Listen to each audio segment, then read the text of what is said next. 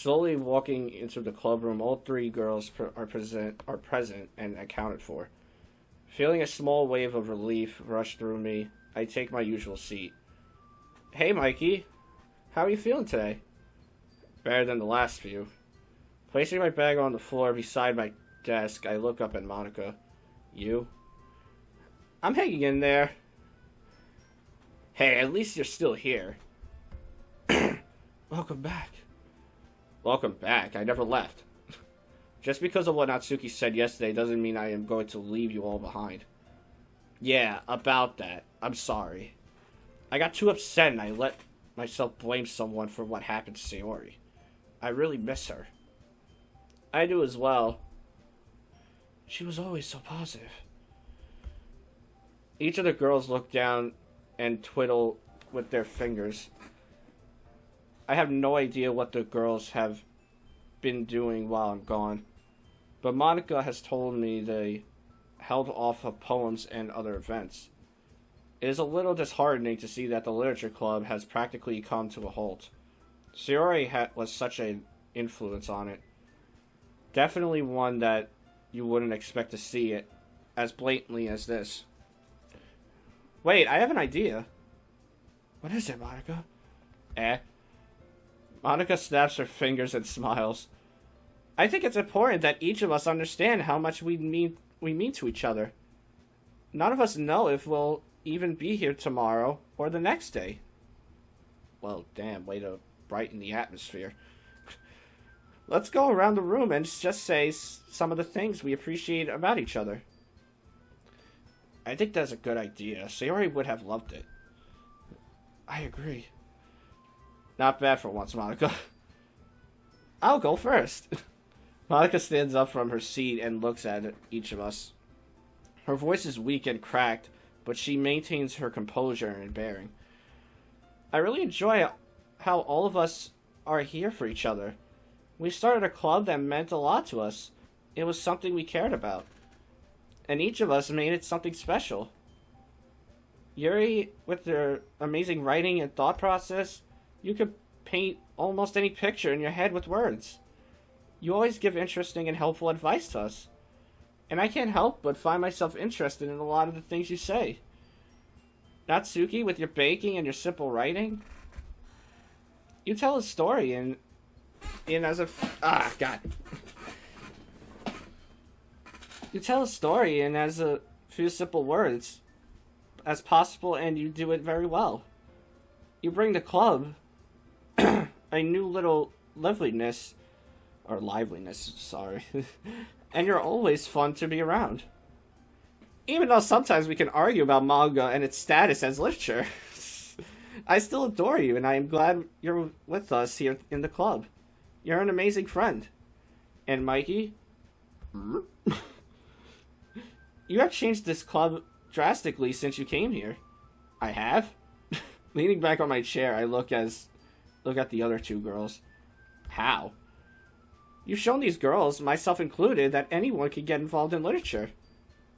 You have been a pretty large staple of the club since you got here. Sayori did an amazing thing bringing you here.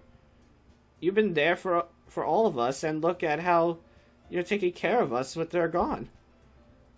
You're a really great friend, and I'm sure we all appreciate you. Both Yuri and Natsuki nod in agreement. I see. Thank you, girls. The other girls start to speak afterward, but I tune out and begin to think to myself. I didn't really think I was that important to the club. I think to myself for a short while, completely entranced in my thoughts. A small part of my mind imagines how Sayori would respond to each of the girls. It makes me chuckle and smile silently. I can only imagine how much of these girls feel about the situation. I have become calm about the situation, but I can tell they all still are somewhat frantic. It's to be expected of people who don't have much training as I do. Yeah, training in what? I'm guessing this guy is a fucking agent or some shit, or some undercover cop, whatever. I'm able to keep calm under stressful situations. But that doesn't mean I don't have my limit.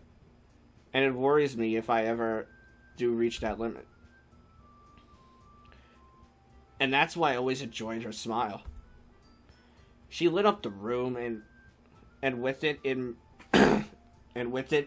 made everyone feel happy. I finally snapped back to reality, up the girl's gravity, and hear Natsuki talking about Sayori's smile. If anyone felt down or sad, she would try her hardest to make them happy. She truly was our ball of sunshine, just like her poem. Was? Monica used the wrong word. Huh? She is our ball of sunshine. I look from the floor and make eye contact with her, a serious expression printed on my face. Don't be using past tense on her just yet. It's only been a couple days. Right. I certainly hope the police will find her soon.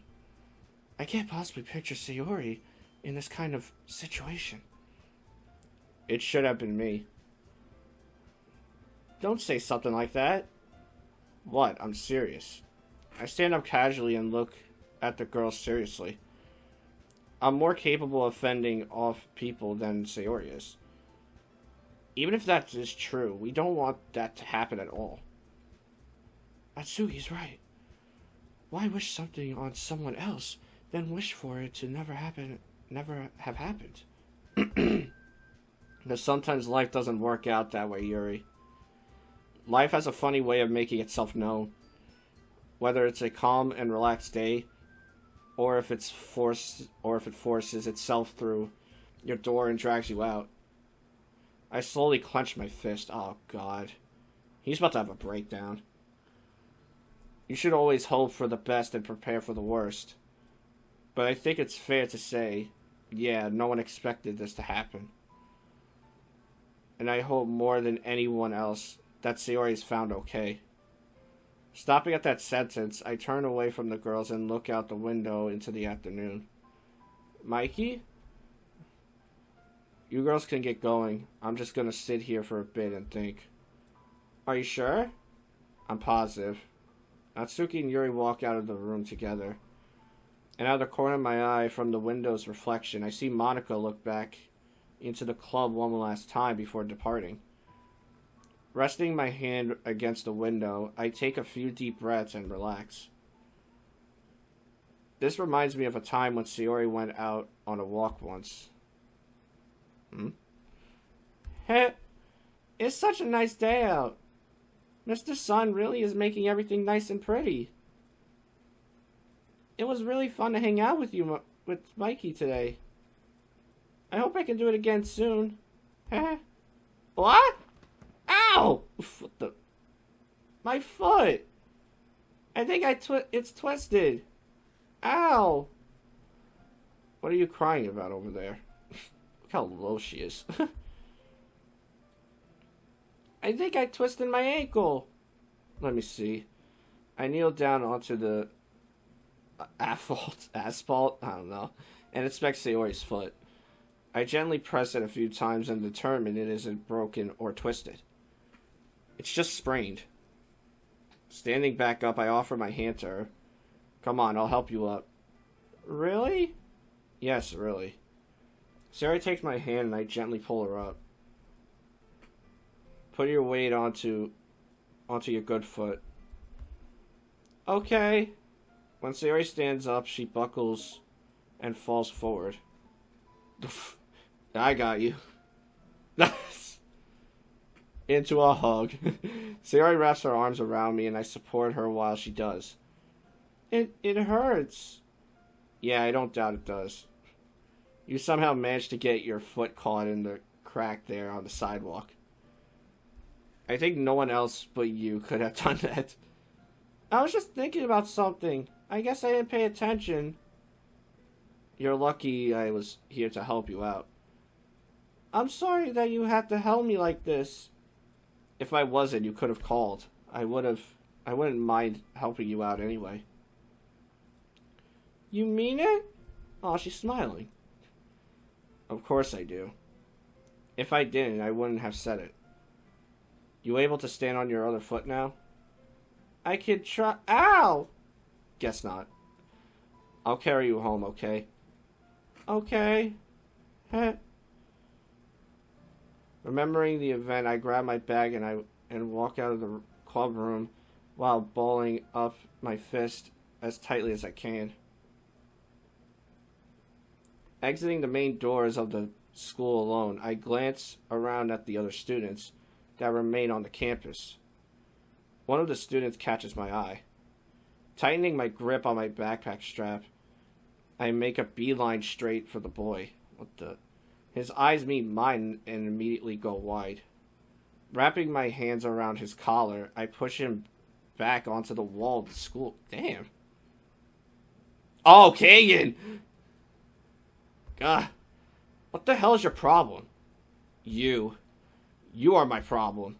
Kagan grips at my wrist and tries to push himself away from me. Where the hell is she? What the hell are you talking about? Where is Sayori? I don't know. The last I heard was that she was gone missing. Don't you pull that bullshit on me. I tighten my grip even further. Kagan's uniform stretches and begins to rip slightly. I know for a fact that you were involved in her disappearance. You had this planned all along. You perved on her. I stopped you. You caused this so you could save her and be her big hero. Oh shit. I seriously have nothing to do with this. The only involvement I have had with her was I paid some of the girls to start bullying her so I could come in and defend her. Wow. Wow, Kagan. Alright. Someone's looking to get this fist in his fucking nose. He's really looking for it. Well, you were right about me wanting to be your hero, but only for that. I wouldn't want Sayori to be harmed in any way. So you were the reason she was getting bullied? Yes.